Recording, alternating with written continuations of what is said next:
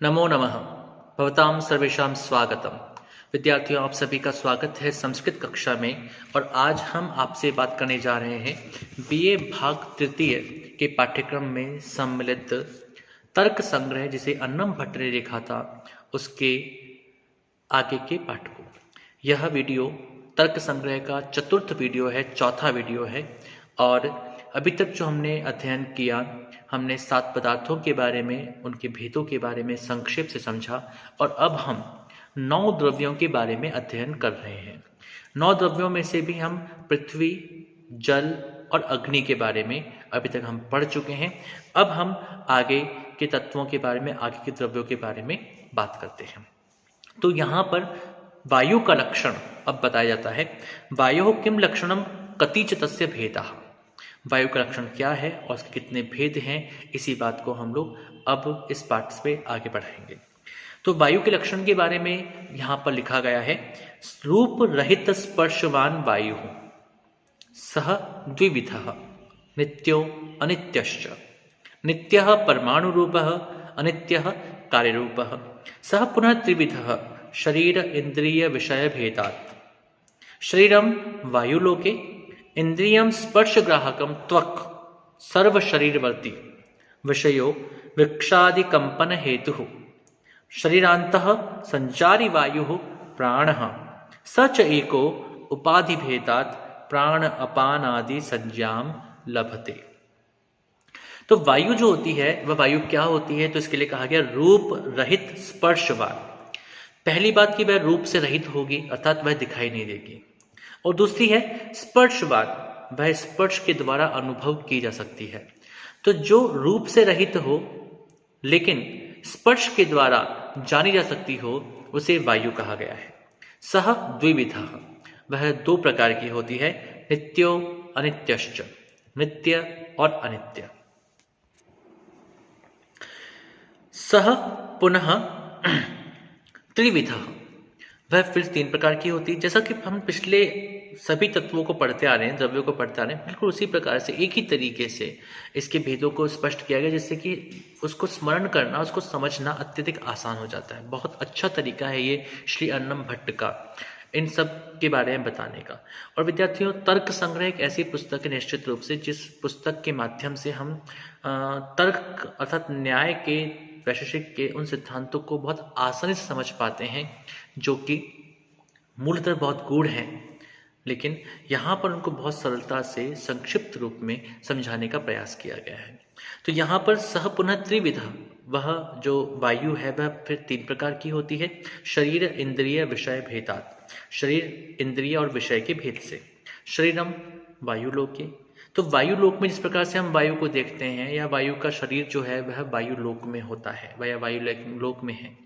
तो वायु लोक अर्थात जहां पर वायु विद्यमान होती है, वहां पर हम उसको शरीर के रूप में जानते हैं। फिर कहते हैं इंद्रियम स्पर्श ग्राहकम त्वक् सर्व शरीरवर्ती। हम वायु को अनुभव कहाँ से कर पाते हैं? तो हम वायु को अनुभव करते हैं अपनी त्वचा के माध्यम से। तो त्वचा जो है वही स्पर्श का ग्रहण कराती है। स्पर्श ग्राहकम अर्थात स्पर्श को ग्रहण कराने वाली होती है। तो त्वचा जो है वह स्पर्श को ग्रहण कराने वाली होती है, और वह त्वचा हमारे पूरे शरीर में विद्यमान होती है। इसलिए सर्व शरीरवर्ती, संपूर्ण शरीर में वह विद्यमान है, संपूर्ण शरीर में वह होती है। इस कारण से संपूर्ण शरीर, सर्व शरीरवर्ती, संपूर्ण शरीर में रहने वाली जो त्वचा है वही स्पर्श का ग्रहण करती है, और वही इंद्रिय है वायु के लिए। विषय, यदि हमको वायु को समझना है, जानना है, तो हमें वायु किस रूप में विषयगत होगी?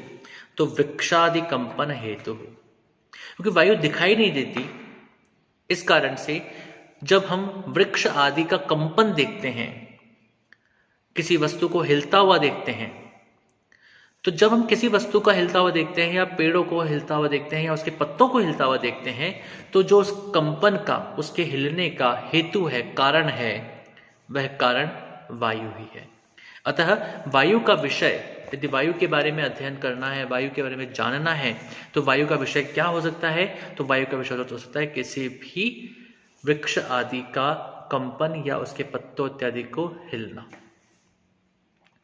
अब बात आती है कि शरीरांतः संचारी वायु, जो वायु है वह वायु हमारे शरीर के अंदर संचार करती है, और शरीर के अंदर संचार करने वाली जो वायु है उसी को प्राणवायु कहा जाता है।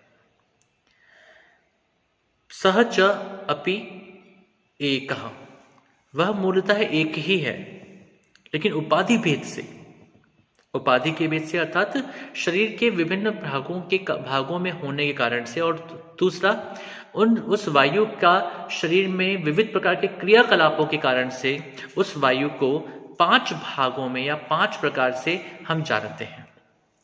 ये 5 प्रकार कौन कौन से हैं? पहला है प्राण, दूसरा है अपान, तीसरा है समान, चौथा है उदान और 5वां है व्यान। प्राण, अपान, समान, उदान और व्यान। तो प्राण, अपान, समान, उदान और व्यान, ये 5 प्रकार की वायु हमारे शरीर में संचरण करती है, हमारे शरीर में विचरण करती है। यह 5 प्रकार की वायु हमारे शरीर में विद्यमान होती है। इसीलिए यह जो वायु है, यह वायु जो हमारे शरीर में है वह 5 प्रकार की होती है। तो इस प्रकार से हमने देखा कि वायु जो है उसके 5 प्रकार होते हैं जो कि हमारे शरीर में होते हैं। वायु का जो मुख्य लक्षण है वह है रूप रहित स्पर्शवान वायु। अब हम आगे बात करते हैं आकाश की। तो जो आकाश तत्व है वह आकाश तत्व क्या है और उसके यदि कोई भेद इत्यादि हैं तो वो कैसे हैं उसके बारे में हम जानते हैं। तो आकाशस्य किम लक्षणम कतिविधम च तत्, आकाश के क्या लक्षण है, आकाश का लक्षण क्या होता है और वह कितने प्रकार का होता है, इसी बात को अब आगे के सूत्र में कहा गया है। तो सूत्र इस प्रकार से है, शब्द गुणकम आकाशम तच्च एकम विभु नित्यम च। शब्द गुणकम आकाशम, जो शब्द गुण से युक्त होता है अर्थात जिसमें शब्द गुण समवाय भाव से रहता है, समवाय संबंध से रहता है। शब्द गुण जिसमें विद्यमान है या जिस द्रव्य में शब्द गुण समवाय संबंध से रहता हो वह आकाश कहलाता है। तच्च एकम, वह आकाश एक ही है। विभु, वह आकाश व्यापक है। नित्यम च, और वह आकाश नित्य होने वाला है। आकाश शब्द के माध्यम से यहाँ पर रिक्त स्थान अर्थात खाली स्थान के बारे में यहाँ पर बात की गई है। और आकाश ऐसा रिक्त स्थान है जो कि शब्द गुण का वहन करने वाला है, शब्द गुण को धारण करने वाला है। हमें कोई भी चीज सुनाई देती है तो वह सुनाई देने का कारण जो है वह आकाश है, वह खाली स्थान है, रिक्त स्थान है, जो कि रिक्त स्थान बहुत व्यापक है और नित्य रूप से विद्यमान रहने वाला है। इस शब्द को हम ग्रहण कहाँ से करते हैं, किस इंद्रिय के माध्यम से ग्रहण करते हैं? तो श्रवण इंद्रिय के माध्यम से, कानों के द्वारा हम इसको ग्रहण करते हैं। ये हमने आज तक जो हमने अध्ययन किया वो 9 द्रव्यों में से प्रारंभिक 5 द्रव्यों का अध्ययन किया। और जिन प्रारंभिक 5 द्रव्यों का हमने अध्ययन किया वे प्रारंभिक 5 द्रव्य जो हैं वे पंच महाभूत कहलाते हैं। ये पंच महाभूत कौन कौन से थे? पृथ्वी, जल, अग्नि, वायु और आकाश। और विद्यार्थियों आप थोड़ा सा ध्यान रखें कि इन 5 जो पंच महाभूत हैं, इन पंच महाभूतों से 5 इंद्रियां जिनको हम 5 ज्ञानेंद्रियां कहते हैं, वे 5 ज्ञानेंद्रियां संयुक्त हैं, जुड़ी हुई हैं। कैसे? तो पृथ्वी तत्व जो है वह गंध से युक्त है और गंध गुण किसके द्वारा ग्रहण होता है? घ्राण के द्वारा, नाक के द्वारा, नासाग्र के द्वारा ग्रहण होता है। इसलिए नासा अर्थात घ्राण इंद्रिय जो है वह जुड़ जाती है पृथ्वी तत्व के साथ में। दूसरा आता है जल। जल जो है वह, जल तत्व जो है वह रस अर्थात रस के द्वारा हमें ग्रहण होता है। और रस किसके द्वारा ग्रहण होता है? स्वाद किसके द्वारा ग्रहण होता है? जिह्वा के द्वारा।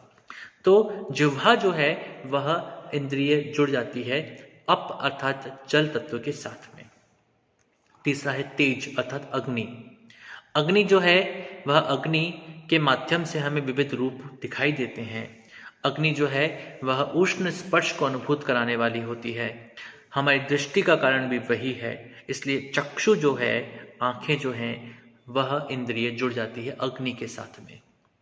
चौथा आता है वायु, और वायु के माध्यम से हम स्पर्श को अनुभूत करते हैं। तो स्पर्श है वह हमें त्वचा के माध्यम से अनुभूत होता है, अतः त्वचा इंद्रिय, त्वक इंद्रिय जो है वह जुड़ जाती है वायु के साथ में। और पांचवा है आकाश। आकाश रिक्त स्थान है, उस रिक्त स्थान में ही ध्वनि विद्यमान होती है, शब्द विद्यमान होते हैं, और शब्द हमें सुनाई देते हैं श्रवण इंद्रिय के द्वारा अर्थात कानों के द्वारा। तो कान अर्थात श्रवण इंद्रिय जो है वह जुड़ जाती है शब्द के साथ में, और शब्द जुड़ा हुआ है आकाश के साथ में। तो इस प्रकार से पंच महाभूतों का यह वर्णन यहाँ पर किया गया, और ये पंच महाभूत 9 द्रव्यों में से प्रारंभिक पंच या 5 द्रव्य हैं। इसके आगे के अंश को हम अगले पाठों में अध्ययन करेंगे। आप सबका बहुत बहुत धन्यवाद। नमो नमः। शुभम भवतु। पुनर्मिलामः।